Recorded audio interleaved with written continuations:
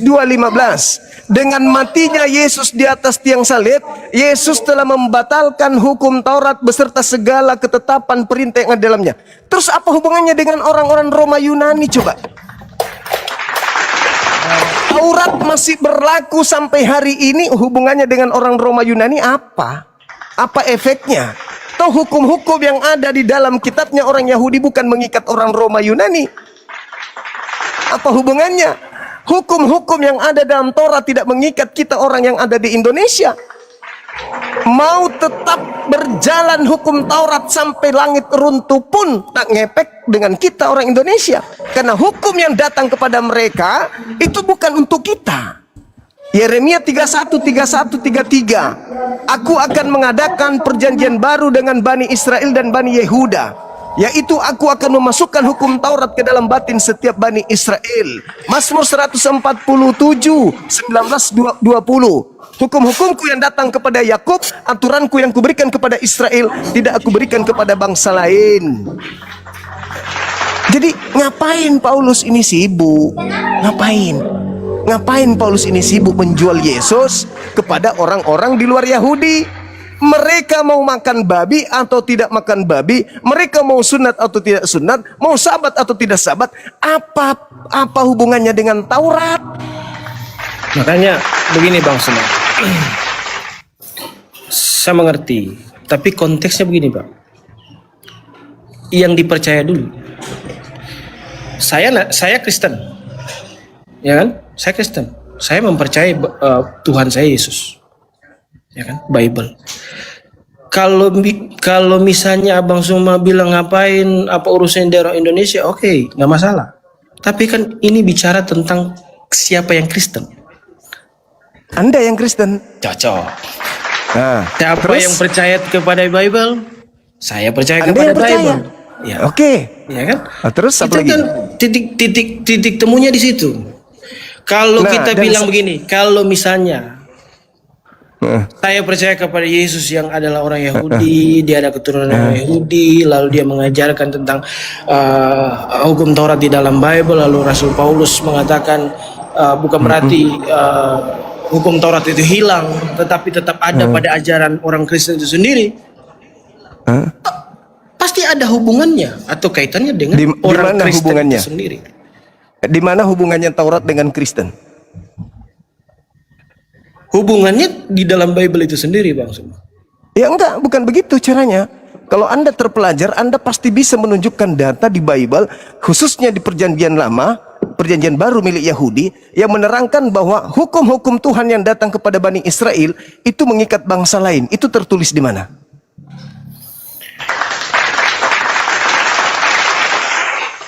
Sebentar, saya cari dulu. Silakan.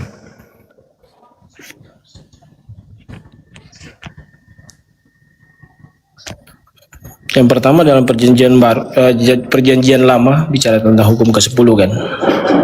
Iya, Keluaran 20. Keluaran 20 ayat 17. Iya, terus? Sebentar.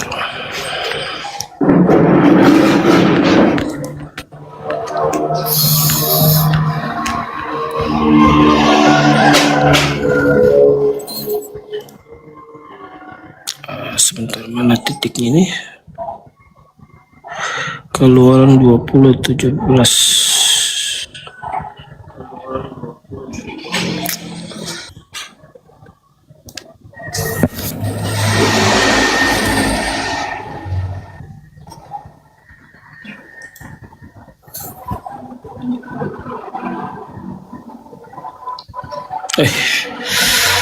Salah lagi. 20 ayat 17. Ini kan bicara tentang hukum ke-10, ya kan? Iya. Dan sampai kepada Yesus, sampai kepada Rasul Paulus, hukum ke-10 ini kan tidak hilang. Iya, apa hubungannya hukum ke-10 dengan kita orang Indonesia? Orang Kristen, Bang. Orang Indonesia iya, kan dengan orang Kristen, apa hubungannya coba? Di mana benang merahnya di mana? Coba Anda baca di ulangan 5, ulangan 33. Hukum yang datang kepada Musa mengikat adalah sebuah milik hak kepunyaan Bani Yakub. Hukum-hukum yang datang kepada Musa mengikat Bani Israel saja. Terus kita ini yang bukan Bani Israel, Kristen ini bukan Bani Israel, kenapa harus masuk ke dalam agamanya orang? Siapa pelaku yang menyeret orang-orang di luar Yahudi masuk ke situ? Siapa pelaku? Bukankah di dalam Yohanes 3:16 apa yang dikatakan di situ? Begitu besar kasih karunia Tuhan akan dunia ini sehingga ia menganugerahkan hambanya yang tunggal. Barang siapa yang percaya kepadanya tidak binasa, melainkan memperoleh hidup yang kekal. Yang percaya kepada Yesus akan memperoleh hidup yang kekal. Nah sekarang ketika ada orang yang mengatakan di dalam catatannya, khususnya Bible, kitab kanon, mengatakan dalam Yohanes 11 misalnya, banyak orang yang percaya kepada Yesus pada saat mereka melawat kemudian Maria. Lalu kemudian mereka melaporkan kepada orang Farisi, orang imam-imam, ahli Taurat, imam kepala. Banyak orang yang percaya kepada Yesus, artinya itulah misi Yesus, diutus. Orang yang percaya kepada Yesus sebelum penyaliban itu terjadi adalah orang yang memperoleh hidup yang kekal dan tidak binasa. Nah, terus kenapa ada salib? Buat apa salib itu? Buat apa salib itu? Karangan siapa salib ini? Bahwa salib adalah nebus dosa, bla bla bla bla bla bla. Siapa yang mengarang itu semua? Sedangkan Tuhan mengatakan, barang siapa yang percaya kepada Yesus tidak binasa, melainkan memperoleh hidup yang kekal. Ya sudah. Pertanyaannya, apakah sebelum ada penyaliban Yesus sudah ada orang yang percaya padanya? Ada. Apa yang dipercayai? Yesus adalah Mesias, Yesus adalah Rasul Tuhan, Yesus adalah utusan Tuhan untuk mengatakan firman kepada mereka. Titik. Kenapa harus dibunuh? Untuk apa dibunuh? Oh, untuk menebus dosa? No. Kita percaya kepada Yesus, dia adalah utusan Tuhan untuk kaumnya Bani Israel. Kita sudah memperoleh hidup yang kekal. Selesai. Kenapa harus ada embel-embel Paulus? Dosa kita ditebus dengan darah Yesus. Hukum Tuhan sudah dihapuskan dengan matinya Yesus. Kita bukan lagi hamba Tuhan. Kita ini adalah anak-anak Tuhan, pewaris. Ngapain ada yang kayak gitu? Ngapain? Ngapain harus ada tambah-tambahan kayak gitu? Ngapain? Sementara cukup Yesus dipercaya sebagai rasul utusan Tuhan, orang itu sudah memperoleh hidup yang kekal. Yesus mengatakan Yohanes 17:3. Apa katanya? Hidup kekal itu adalah mereka mengenal Engkau satu-satunya Tuhan yang benar dan mengenal Yesus Kristus yang Engkau utus. Cukup mengenal Yesus sebagai rasul untuk Bani Israel, manusia di bumi ini, Islam, Kristen, ateis, Hindu, Buddha, apapun agamanya. Jika sudah percaya Yesus hanya utusan Tuhan bagi kaum Bani Israel, maka memperoleh hidup yang kekal. Titik. Gak perlu ada sandiwara salib, dosa ditebus, Taurat sudah dibatalkan, bla bla bla. Itu sandiwara yang didatangkan oleh makhluk asing yang mengatasnamakan Yesus, padahal bukan Yesus. Begitu saudaraku, silakan. Ya, terima kasih Bang Suma. Kalau misalnya kita katakan bahwa kenapa harus ada salib, kenapa harus menebus dosa? Karena pada dasarnya memang manusia ini berdosa, ya kan? Kata siapa? Paulus. Paulus lagi. Tidak. Paulus. Kalau dalam perjanjian lama pun dikatakan. Tidak ada. Tidak ada. Tunjukkan saya dalilnya. Tidak ada, saudaraku. Adam dan Hawa jatuh dalam dosa. Pada saat Adam jatuh di dalam dosa, apakah dia dikutuk? Baca Ibrani, memang baca tidak. Kejadian 5. Tidak dikutuk. Tidak dikutuk. Kejadian 5 nomor 2 Anda baca, Kejadian 1 nomor 28. Adam, Hawa, anak-anaknya laki perempuan diberkati olehku. Cocok. Diberkati. Terus mana dosanya? Manusianya tidak terkutuk.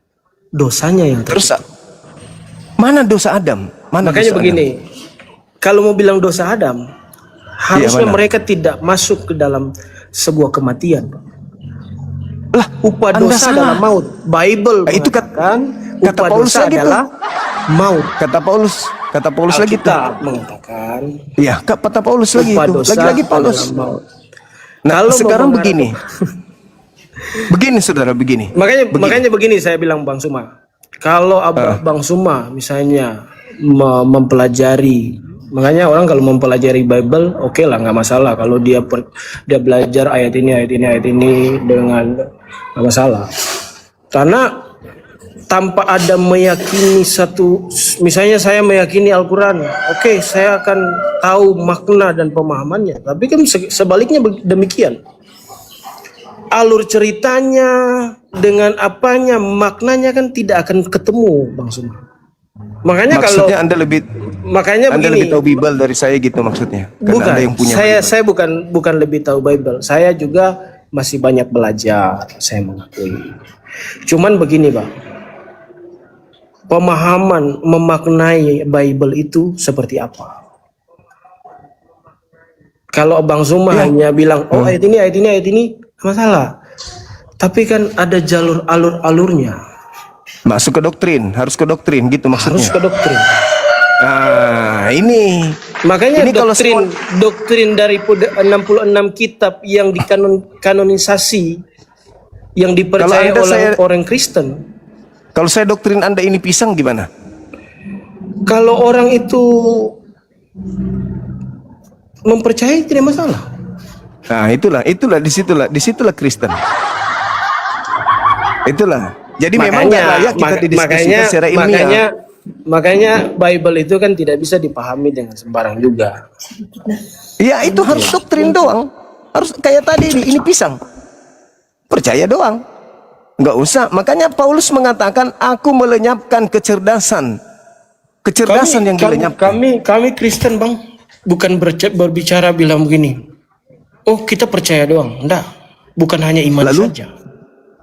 Lalu Kita selain iman itu, bukan juga mengerjakan. Artinya begini, sebuah penebusan yang dilakukan oleh Yesus di atas kayu salib bukan berarti oleh karena penebusan atau karya salib itu sendiri kita sudah selamat. Enggak.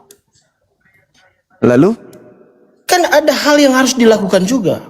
Bukan berarti usaha saya. Artinya begini, bukan berarti saya berusaha, karena memang seperti ayat yang saya katakan tadi, Efesus 2 ayat 8 toh, karena kasih karunia nih saya diselamatkan nih, ya toh.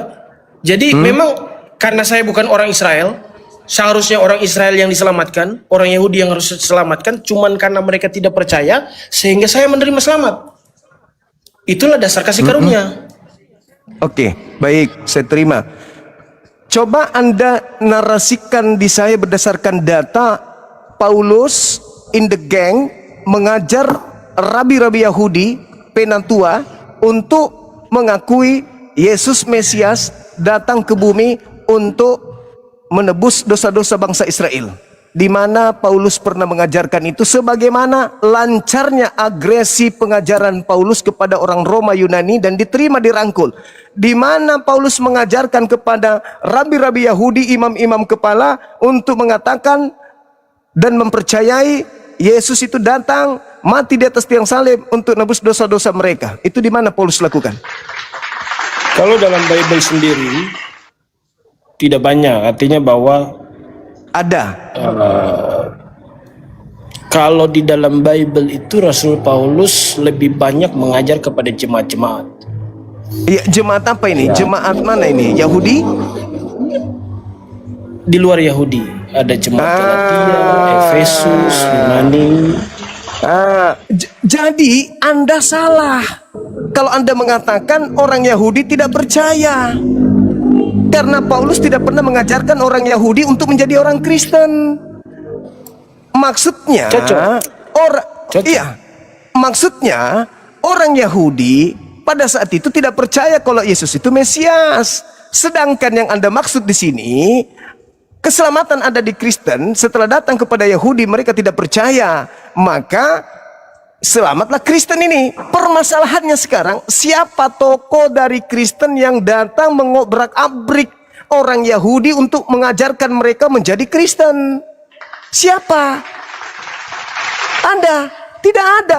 Paulus malah mengatakan Galatia 1 nomor 15, aku diutus untuk orang-orang non-Yahudi. Betul.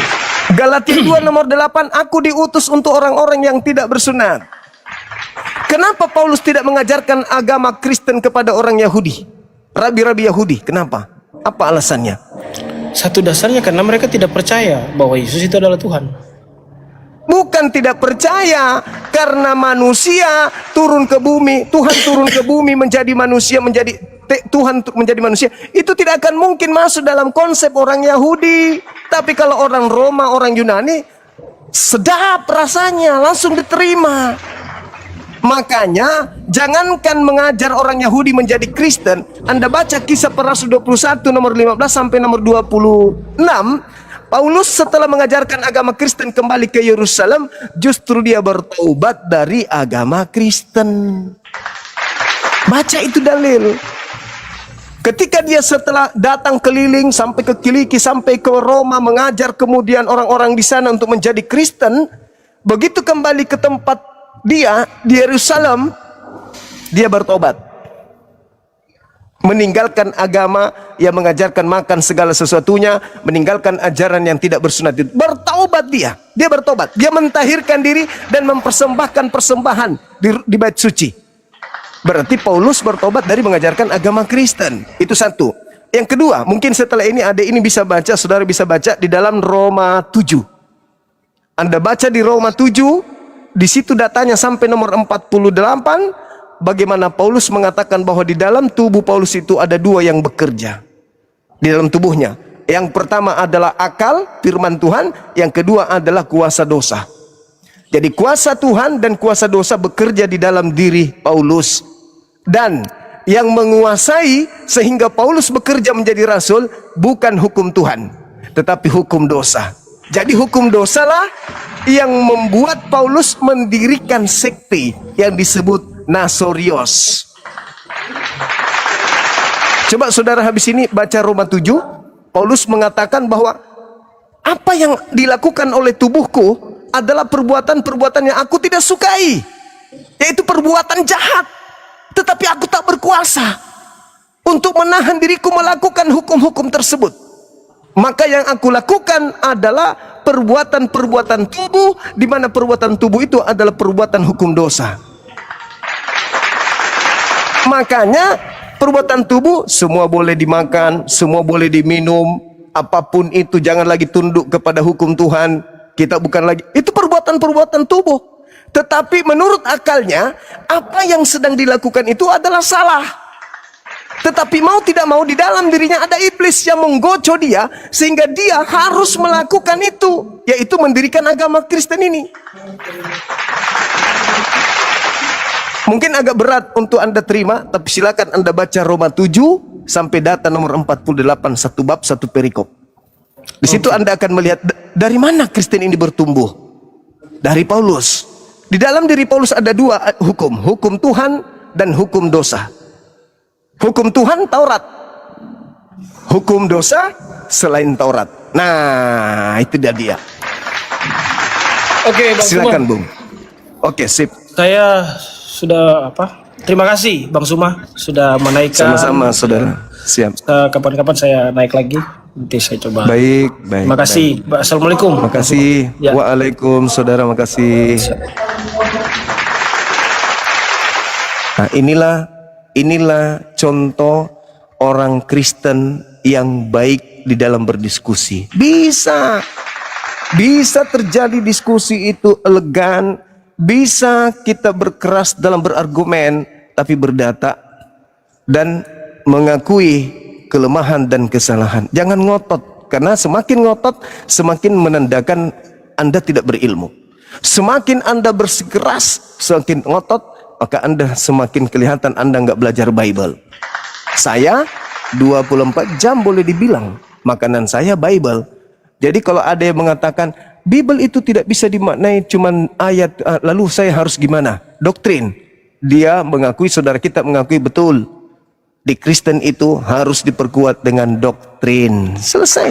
Bahkan saya katakan kalau ini saya doktrin Anda ini adalah pisang, apa kata beliau? Iya, itu adalah pisang. Udah, selesai. Maka pantaslah mereka masih Kristen karena ya gitu doktrin. Masa ini dibilang pisang?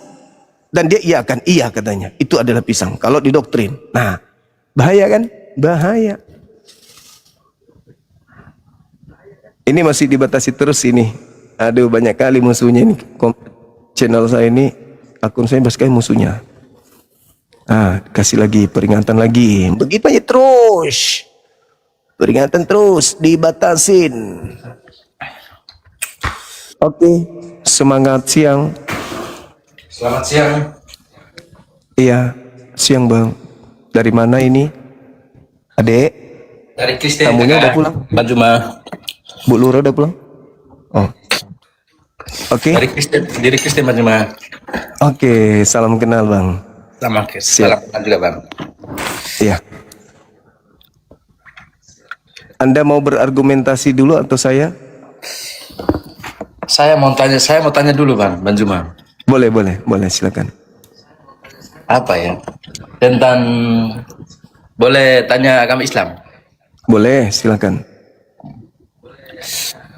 Gimana pengelamatan dari agama Islam itu? Kalau Islam itu selamat karena mereka berserah diri kepada aturan Tuhan. Karena mereka tunduk kepada perintah-perintah Tuhan, maka umat Islam itu selamat. Bukan amalnya, tapi karena dia mentaati apa yang diperintahkan Tuhan, maka mereka selamat. Makanya umat Islam ketika diperintahkan sholat, tunduk, berserah diri kepada pencipta langit dan bumi, mereka lalu melakukan, maka Allah memberikan mereka warisan surga Firdaus. Al-Quran surah Al-Mu'minun ayat 1 sampai ayat 11. Itu jelas itu. Jadi di Islam, rangkaian dari surah Al-Mu'minun itu sudah berbicara mengenai tauhid, sudah berbicara mengenai muamalah, syariat, dan sudah berbicara tentang keselamatan atau warisan yang datang kepada umat Islam itu sendiri. Kada aflahal mu'minun, beruntunglah orang-orang yang kemudian yang melakukan sholat, yaitu dia yang mendirikan sholat, yang menjaga lisannya, menjaga perbuatannya, menjaga kelaminnya supaya tidak berzina, menjaga amanah dan seterusnya. Mereka itulah kata Allah, ulaika humul warithun, mereka itulah orang-orang yang mewarisi. Apa dikatakan? Alladzina yarithunal firdaus hum fiha khalidun. Jadi dikatakan bahwasanya orang-orang inilah yang mewarisi surga Firdaus, yaitu orang-orang mukmin. Itu keselamatan dalam Islam. Nah, kalau di Kristen, kalau boleh saya tahu bagaimana keselamatan di Kristen, Bang? Silakan. Gini Banjuma. Tadi kan saya dengar penjelasan tentang pengelamatan dari apa ya, dari Islam. Itu masih berhubungan dengan hukum 10 hukum perintah Allah itu yang diterima Musa di Gunung Sinai itu tidak kan? Itu ada melarang jangan membunuh, jangan berzina, jangan bersaksi dusta, dan jangan sembarang menyebut nama Allah. Itu hukum 10 hukum perintah Allah yang diterima Musa di Gunung Sinai itu. Tapi mohon maaf ya, saya lihat di agama Islam, kalau jihad apa ya, saling ini nggak melanggar hukum itu, hukum Allah yang diterima oleh Nabi Musa di Gunung Sinai itu. Kan ada 10 hukum Allah yang diterima oleh Nabi Musa di Gunung Sinai itu. Jangan membunuh, jangan berzina, jangan berdusta, dan jangan sembarang menyebut nama Allah. Oke. Ya, Nabi Musa menerima hukum untuk kaumnya Bani Israel, bukan untuk bangsa lain. Itu dulu yang harus dipahami. Kecuali Anda tidak bisa sampai di sana, pemahamannya itu bahaya itu. Nah, kalau kemudian Anda berdasar terhadap hukum Musa, itu hanya mengikat kaumnya Bani Israel. Nah, kita berbicara mengenai hukum itu. Lalu bagaimana kedudukan hukum Musa ketika ada perintah jangan membunuh? Boleh nggak Yesus dibunuh?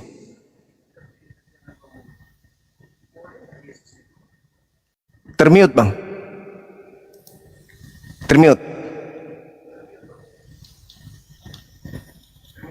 Boleh nggak menurut hukum Musa, boleh nggak Yesus dibunuh? Silakan.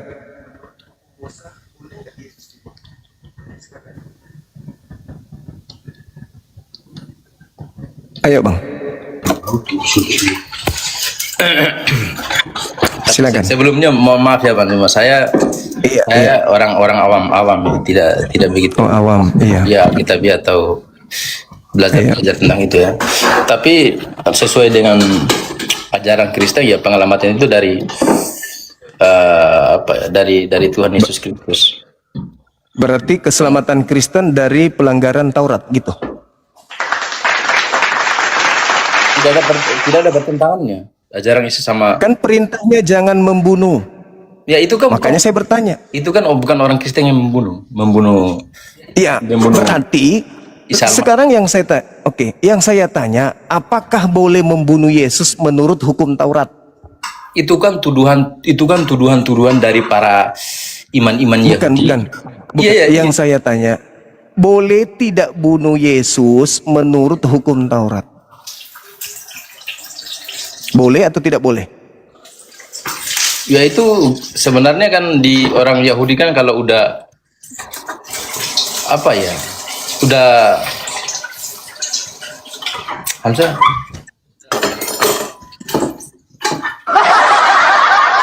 Kalau di Yesus kan mengakui dirinya kesamaan dengan Allah. Makanya Pertanyaan saya bukan orang itu, Bang. Orang Yahudi bahwa Yesus telah udah Ikaw sarang mote. Yesus telah menghujat Tuhan Allah. Pertanyaan saya bukan apapun alasannya, menurut hukum Taurat boleh tidak membunuh Yesus? Kalau menurut hukum Taurat, bagi siapa yang menyamakan dirinya sebagai Allah, dia diwajib Boleh tidak membunuh? dia Boleh diwajib nggak? hukum mati. Dia diwajib hukum mati. Coba di mana dalilnya tertulis itu, Bang? Wah, kalau dalil ya saya tidak begitu hafal. Ini dia. Kalau tidak ada dalil Anda berbicara bahaya itu, Bang. Berarti Anda cuman mengada-adakan sesuatu tapi tidak ada dasar pijakan. Saya kembali kepada dalil tadi. Boleh tidak menurut hukum Taurat jangan membunuh? Boleh nggak membunuh Yesus menurut hukum Taurat? Iya, tapi kan itu bukan orang Kristen, Bang Juma. Itu kan orang Saya tidak nuduh. orang Romawi sama Saya orang tidak Yahudi. menuduh. Yang Siap. Saya tidak menuduh Kristen. Menurut pandangan saudara bertanya kepada Islam tentang hukumnya Nabi Musa jangan membunuh sehingga dikatakan bunuh-bunuhan dan seterusnya. Sekarang saya balik ke Anda. Boleh tidak membunuh Yesus berdasarkan hukum Taurat yang tadi? Boleh atau tidak boleh? tidak boleh. Kalau Tidak boleh. Tidak boleh. Nah, tidak boleh. Barang siapa yang membunuh Yesus berarti dia melanggar hukum Taurat. Betul? Ya, betul. Ah, menurut saudara Yesus dibunuh nggak? Ya, Yesus dibunuh, tapi bukan orang Kristen. Melanggar hukum Taurat nggak? Iya, melanggar. Itu kan orang-orang Romawi sama Yahudi kan? Pelakunya berdosa. Iya, Pelakunya berdosa. Iya, berdosa. Ya, oke. Melanggar. Pelakunya berdosa. Terus pelaku ini berjasa nggak untuk Kristen? Para pembunuh ini berjasa nggak untuk Kristen? Tidak berjasa. Kalau mereka tidak membunuh Yesus, bagaimana dosa-dosa Kristen bisa ditebus? Karena sudah dinubuatkan, Bang Juma. Maksudnya orang-orang pendosa tadi ini adalah pelaku nubuatan. Iya, mungkin. Cuma anyang lang.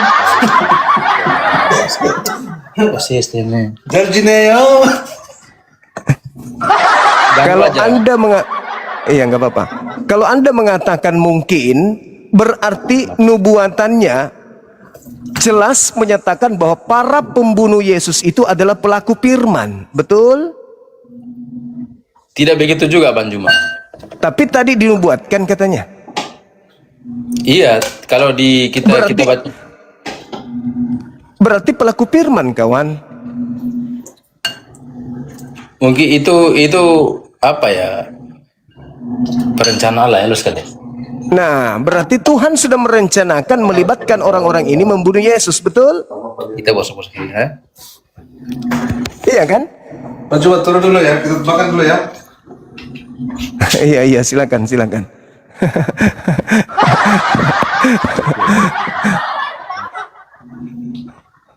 Oke. Jadi keselamatan Anda adalah hadiah dari para pembunuh Yesus. Tidak. Nana, ganggu sekali Bang Juma ini. Iya, iya. Berarti sebenarnya yang menjadi penyelamat saudara itu bukan Yesus. Yang menjadi penyelamat saudara itu adalah Dia yang menyalibkan Yesus. Itu penyelamat yang sesungguhnya. Sebenarnya gini, sebenarnya orang bangsa Yahudi kan kalau mengorbankan mengorbankan domba-domba yang pengakuan dosa itu kan mereka mengorbankan itu anak domba-domba yang tidak bersalah. Dan Yesus itu adalah anak Allah, domba Allah yang tidak bercacat, tidak berdosa untuk mengamalkan dosa dunia itu. Berarti saudara sebagai Kristen mendudukkan Yesus itu selevel dengan binatang itu maksudnya? Tidak begitu kan cuma tidak begitu juga. Lalu Begitu.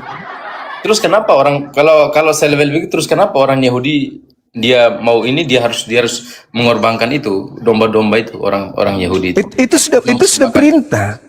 Itu sudah perintah. Ya itu kan hukum. dari sana dari Abrahamnya kan sudah dari Abraham juga dia mempersembahkan itu anaknya kan. Terus Allah ini dari situ Nggak ada hubungannya. Nggak ada hubungannya dengan itu. Iya, dari situnya ada kesenambungannya gitu sampai ke Tuhan Yesus. Abraham mempersembahkan anaknya itu karena ujian, diuji. Berbeda dengan Kristen. Terus diganti lagi dengan apa, Bang Juma? Terus diganti lagi binatang. Domba tuh. Dengan binatang, domba. Nah, ya, di Kristen terbalik. Di Kristen dibalik, yang tadinya domba dirubahnya menjadi manusia. Iya, karena di dunia ini tidak ada manusia yang suci atau tidak berdosa kecuali Tuhan Yesus saja. Allah sendiri yang tidak berdosa.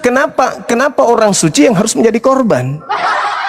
Karena Allah itu kudus, Allah itu suci. Tidak ada yang bisa bisa begitu aja. Apakah Tuhan mau menerima persembahan darah manusia? Itu hukum ketetapan Allah, Bang Juma. Nah, coba di mana dalilnya? Allah itu kudus, Allah itu suci. Iya, justru karena itu jangan dinajisi, jangan dikotori dengan darah manusia, karena Tuhan tidak pernah mau menajiskan dirinya dengan darah manusia.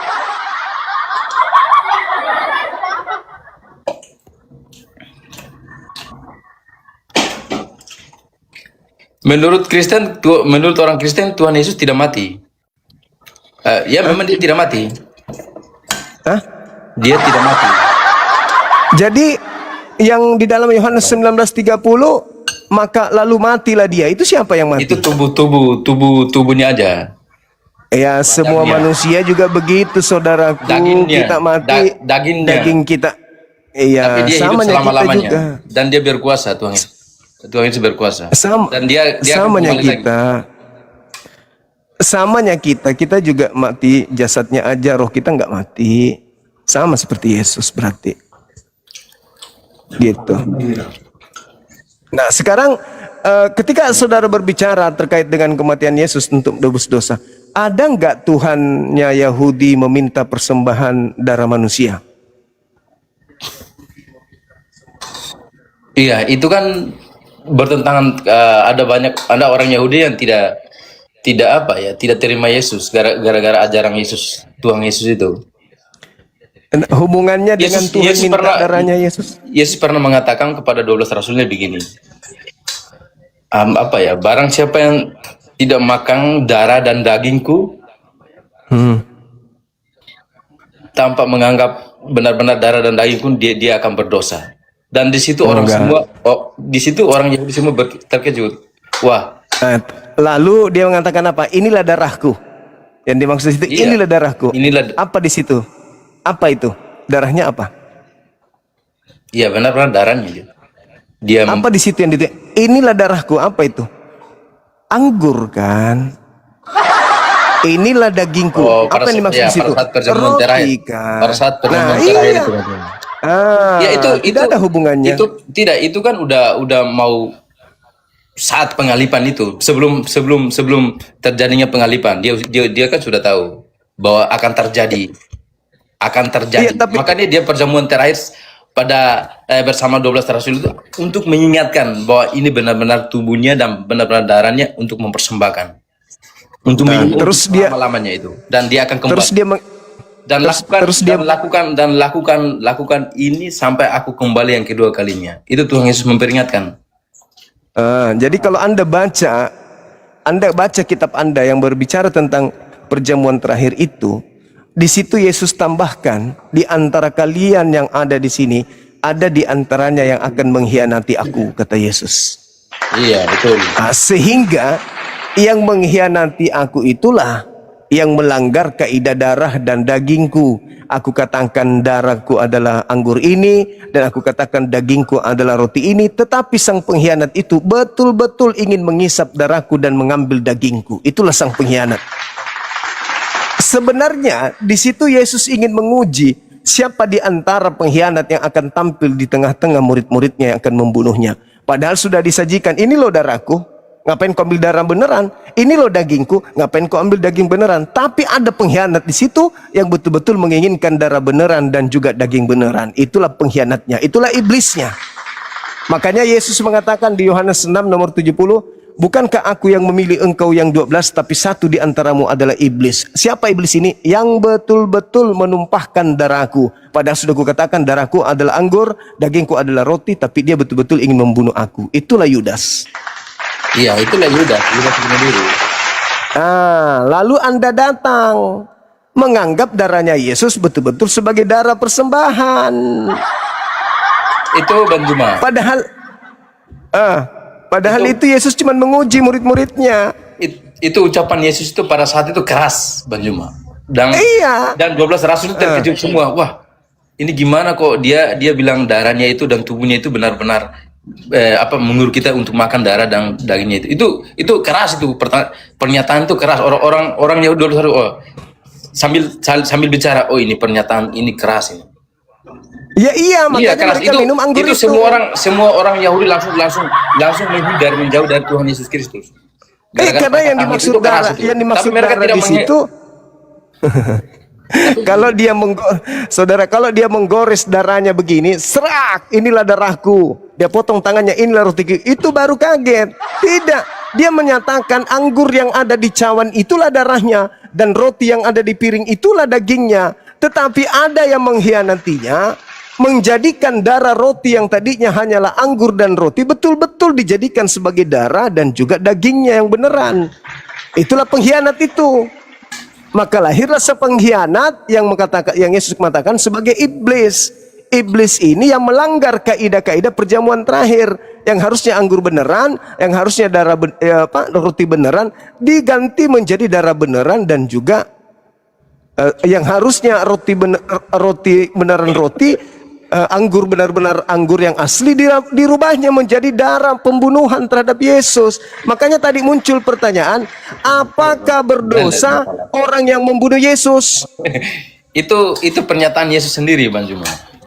Nah, sekarang saya tanya kepada Anda jujur. Darah yang dimaksud Yesus di situ darah beneran atau anggur?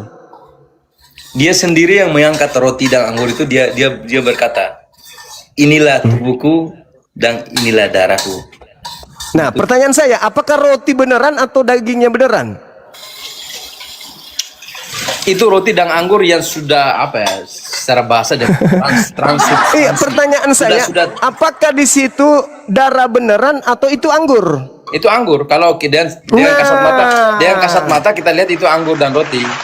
Memang anggur, Tetapi di dalam Alkitab itu berkata bahwa roti yang Tuhan Yesus sebagai roti yang turun dari surga untuk melakukan. Iya, itu di Alkitab ada. Terus kenapa? Roti yang turun dari surga.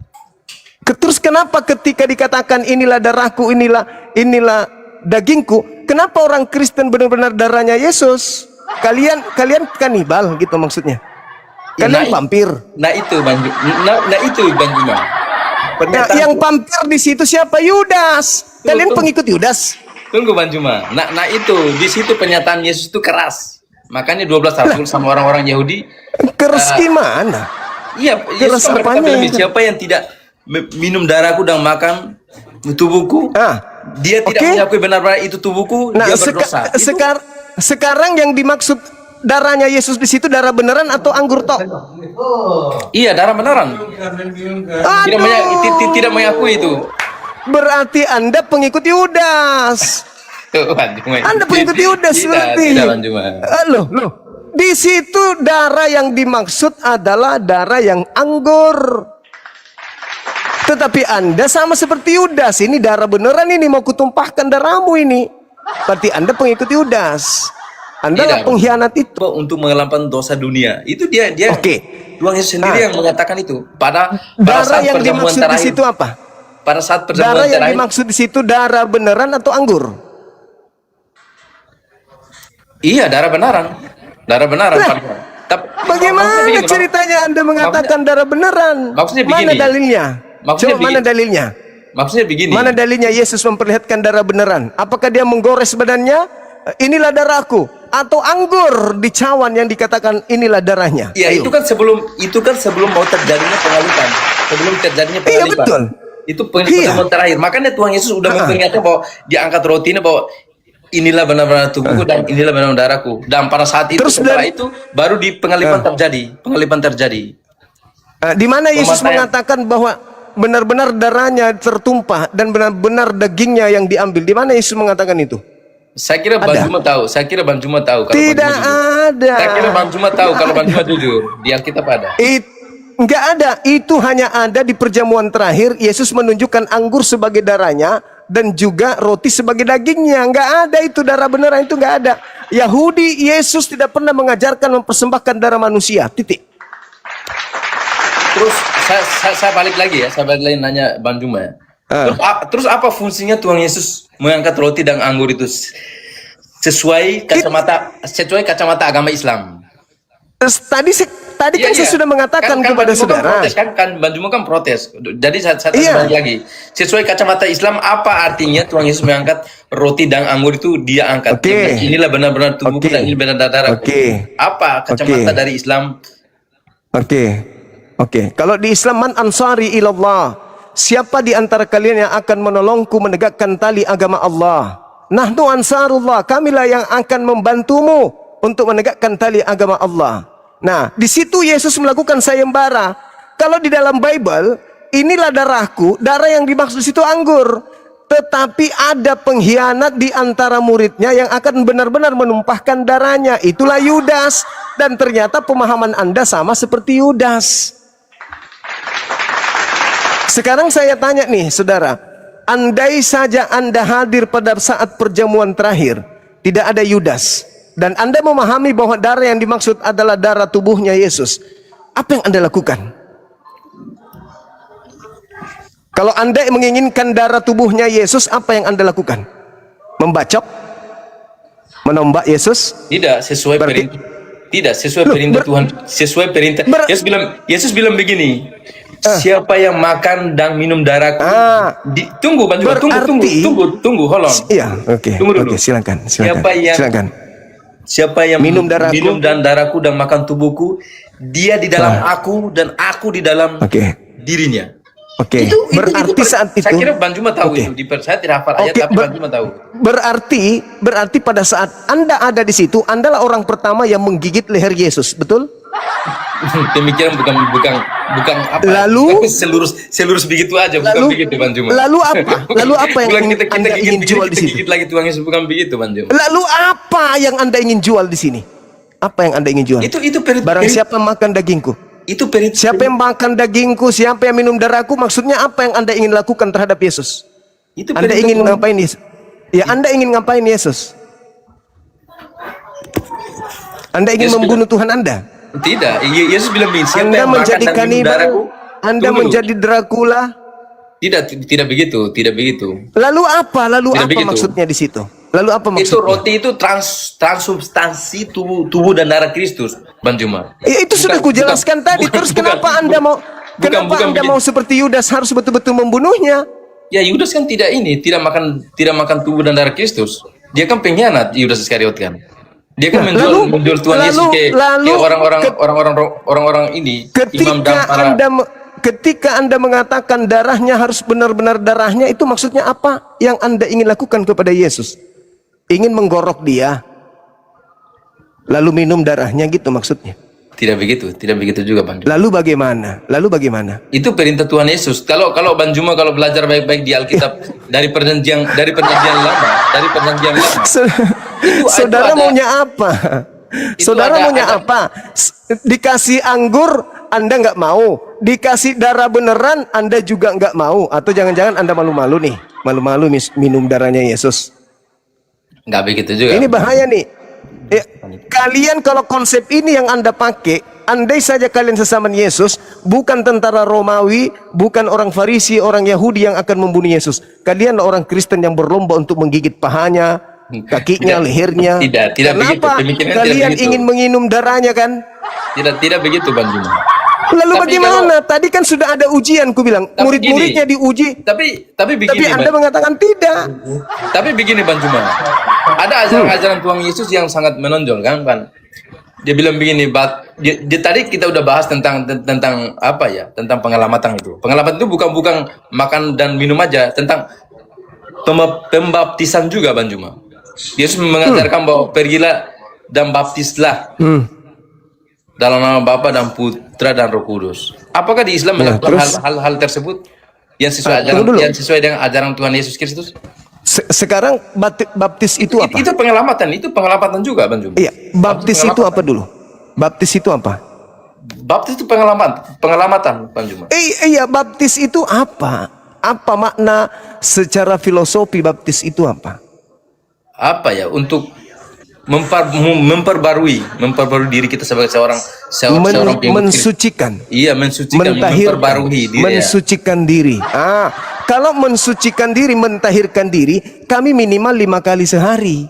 Itu berdoa. Itu Bukan, berdoa. bukan.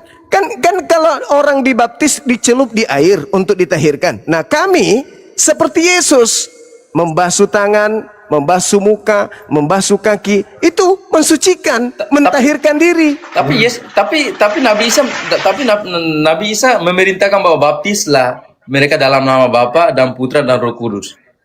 Iya, enggak apa-apa. Kenapa di Islam tidak memanggil Allah itu Bapa? Cuma Allah terus Ya, Allah. kami bukan Kenapa orang Tuhan Yahudi. Yesus memanggil Elohim Di itu bumi Bapa? di bumi ini ada 2 kelompok manusia yang memanggil sembahannya dengan panggilan Bapa. Yang pertama adalah orang Yahudi, yang kedua adalah orang Roma Yunani. Nah, kenapa kemudian umat Islam tidak memanggil Tuhan mereka dengan panggilan Bapa? Kenapa? Karena umat Islam tidak mau terpeleset kepada penyembahan yang salah seperti yang dialami oleh orang-orang Nasrani yang melahirkan agama Kristen hari ini. Kenapa? Karena melahirkan keadaan di mana Anda merasa sebagai anak Tuhan, sehingga Anda tidak lagi menyembah Tuhan. Anda bukan lagi penyembah Tuhan. Anda menganggap diri Anda sebagai anak Tuhan, sebagai pewaris surga. Betul? Benar? Iya, dengan tegas benar. Kami anak-anak Allah kan. Inilah yang umat Islam tidak mau. Merasa sebagai bukan hamba Tuhan, tetapi anak-anak Tuhan. Sekarang pertanyaan saya kepada saudara, apakah iblis itu hamba Tuhan? Iblis hamba Tuhan. Iya. Iya, hamba Tuhan Bang Juma. Kalau mereka iblis hamba Tuhan, berarti mereka taat kepada Tuhan, betul? Apakah iblis taat kepada Tuhan? Apa ya? Iblis itu kan sifatnya berontak Bang Juma. Iya, itu sifatnya sekarang berontak. pertanyaan saya. Dia ingin menyamakan dia ingin menyamakan Apakah dirinya. apakah iblis menghambakan diri kepada Tuhan? Dia sebenarnya menghambakan juga. Iblis kan dia ingin menyamakan dirinya sebagai Tuhan. Dia pemberontak. Iya. Anda dengan mengatakan diri Anda sebagai anak Tuhan, apakah Anda nggak sadar bahwa Anda ingin menyetarakan diri dengan Tuhan? Tidak begitu juga.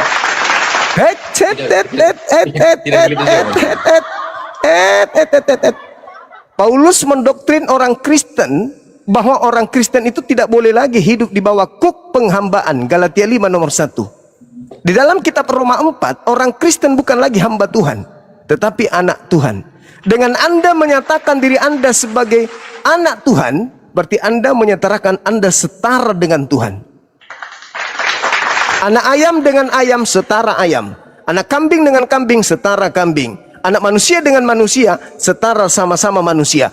Tuhan dan anak Tuhan setara sama-sama Tuhan. Itulah kalian. Anda nggak sadar? Nggak sadar?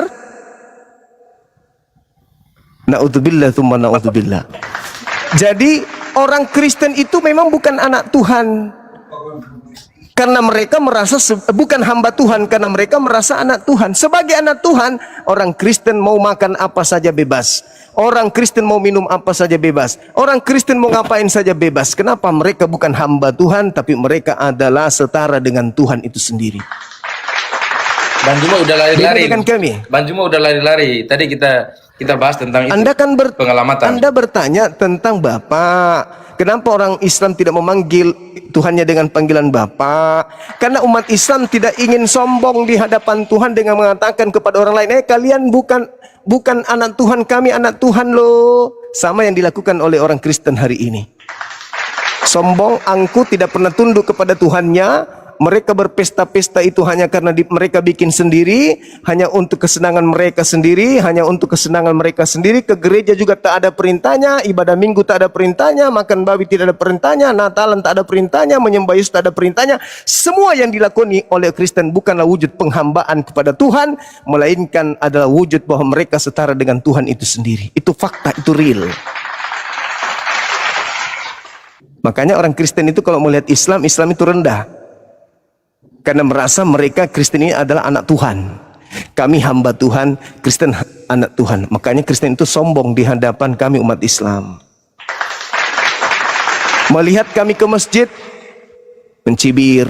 Melihat kami kemudian puasa, mencibir. Melihat kami kemudian Idul Fitri, mencibir. Melihat kami berhaji, mencibir. Kenapa?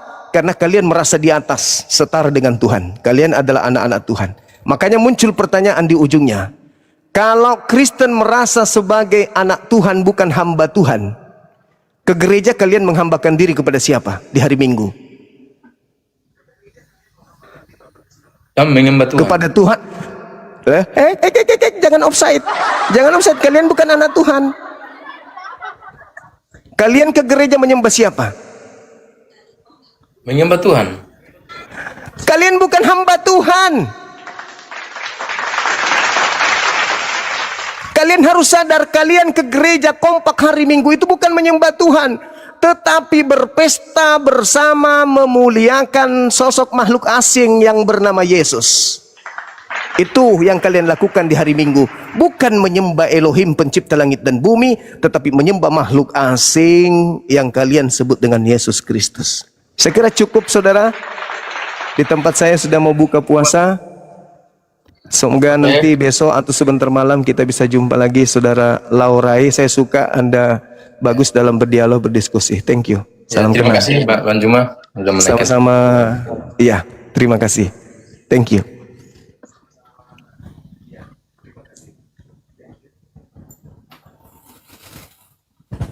Begitulah adanya. Bubar, dor. Nanti naik lagi. Anak Tuhan ngerti karena terus menerus. Hahaha. Apalagi sehat selalu Bang Suma, amin. Masuk Bang Suma, iya Pak Eko, hahaha. Jedar. Ada lagi Masolang generasi, mantap sekali Bang Suma, keren, masya Allah, luar biasa. Kalau ada yang di YouTube ngembasi beli sisis, Tuhannya onyeng, nggak bisa menebus dosa-dosa iblis karena tetap di neraka kececapannya. Apalagi limba Yunani nggak sadar dirinya limba. Apalagi iblis sok tua tahu. Ayolah jawab, prat. Cuaca panas gini, lihat akuarium, pingin rasanya aku kasih hirup marjan. Masolang generasi. Ada-ada saja teman-teman sekalian. Masya Allah, masya Allah. Syukran, mohon barakallahu fiik. Ayo, ada lagi? Masih ada sedikit waktu, ada kurang lebih 5 sampai 10 menit sebelum kita buka puasa. Anda lihat betapa sulitnya ya anak-anak Theos ini untuk kemudian ya menjelaskan tentang imannya, hanya doktrin dan seterusnya. Dan mereka berat padahal mereka bukan lagi hamba Tuhan, melainkan anak Tuhan. Sebagai anak Tuhan, tentu tidak lagi menyembah Tuhan. Iya Bambang, asal kau jilaten, hahaha. Anak Tuhan pret. Panggil aku Bang Umar Dani. Iya, ku panggil Jeki Dani dari Bekasi. Bang Suma dibaca komenku, Masya Allah. Halo Sri Nurjana, kayak namanya kayak lagu dandut. Masolang generasi. Aku sapa 5821. Oke teman-teman, silakan, masih ada anak Teos di bawah, silakan ke atas. Materi kita masih kita sajikan kurang lebih 10 menit. Kalau masih ada silakan. Jo.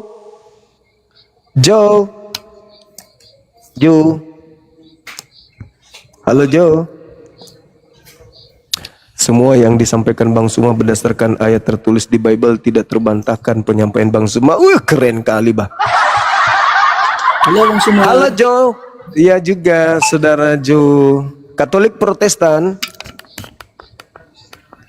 GBI Bang. GBI. Gerakan Besar Indonesia. Apa? GBI. Gebrakan Bersama Indonesia. Apa itu?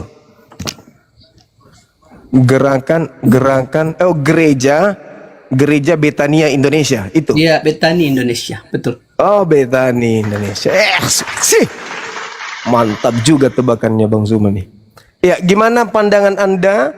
Ternyata tidak pernah ada ungkapan kepada sosok yang datang di abad pertama dengan ungkapan diberkatilah dia yang datang dalam nama Tuhan. Berarti yang datang kepada Paulus, Ananias, penulis kitab Wahyu, Markus itu bukan Yesus berdasarkan dalil Matius 23:39. Silakan.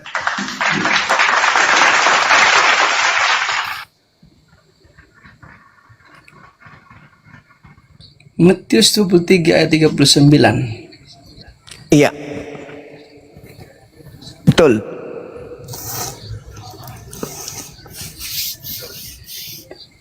Ini perikopnya tentang keluhan terhadap Yerusalem ya Bang ya. Iya betul sekali, mantap saudara kita ini. Wah, silakan.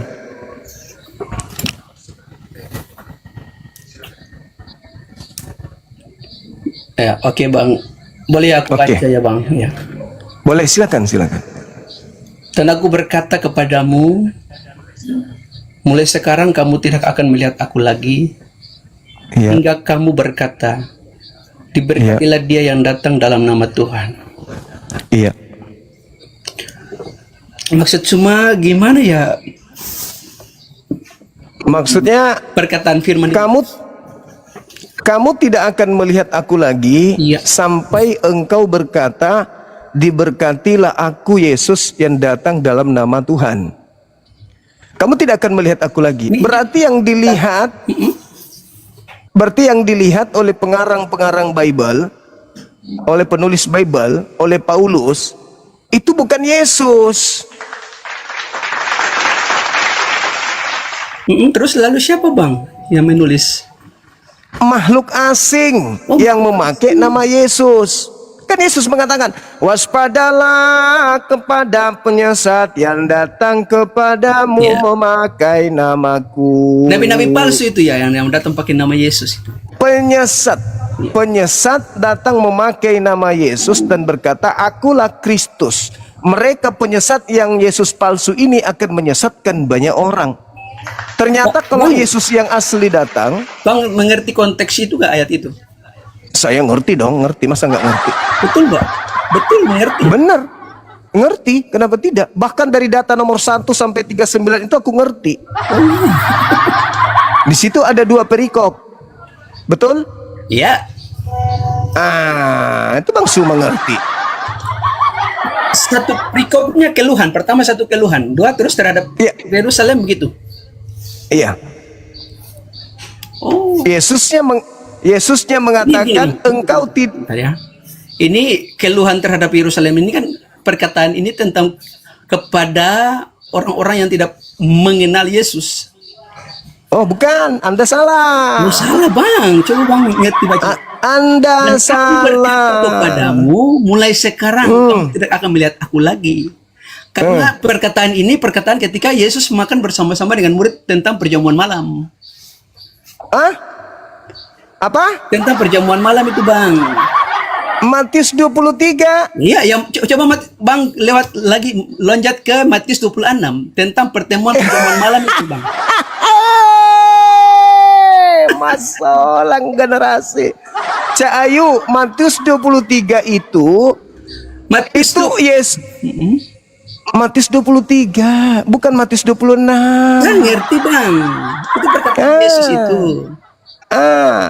Makanya saya kata Itu perkataan Yesus itu tentang tentang ada orang-orang yang tidak mengenal Kristus, orang-orang yang mengenal Kristus. iya, makanya dia mengatakan engkau tidak akan melihat aku lagi Iya betul, karena mereka menolak Yesus kan.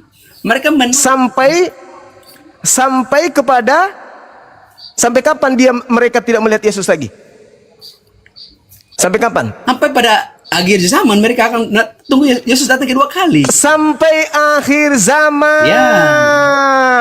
Berarti yang datang di abad pertama mengaku Yesus itu siapa? Abad pertama yang mengaku Yesus siapa? Tidak ada yang mengaku Yesus. Siapakah engkau Tuhan? Akulah Yesus yang kau aniaya. Oh. Coba, Itu siapa? Bang Suma kalau Itu siapa? Kalau lihat itu tentang Paulus kan bilang aku Yesus. Itu siapa? Itu Paulus, siapa? tentang Paulus. Bukan. Yang berkata akulah Yesus itu siapa?